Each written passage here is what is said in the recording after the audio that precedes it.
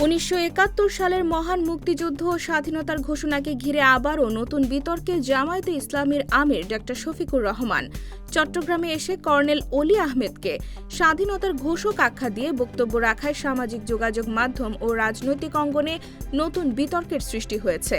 সোমবার চট্টগ্রাম বন্দর high school and college মাঠে ত্রয়োদশ জাতীয় সংসদ নির্বাচনী প্রচারণা উপলক্ষে আয়োজিত এক জনসমাবেশে জামায়াতের আমির ড শফিকুর রহমান বলেন, বাংলাদেশে ৭১-এর স্বাধীনতার ঘোষণা চট্টগ্রাম থেকেই হয়েছিল। এ সময় তিনি দাবি করেন, সবার আগে উই রিভোল্ট বলে ঘোষণা দিয়েছিলেন এলডিপির সভাপতি ড কর্নেল অলি আহমেদ। জনসমাবেশে দেওয়া বক্তব্যে ড শফিকুর রহমান বলেন, আপনাদের এক গর্বিত সন্তান সবার আগে চিৎকার করে বলেছিল উই রিভোল্ট। তিনি হচ্ছেন কর্নেল অলি আহমেদ। জিয়াউর রহমান সাহেবকে হাতে ধরে সামনে এগিয়ে নিয়ে গিয়েছিলেন তিনি। তার এই বক্তব্য ঘিরে মুক্তিযুদ্ধের ইতিহাস বিকৃতির অভিযোগ তুলেছেন বিভিন্ন মহল।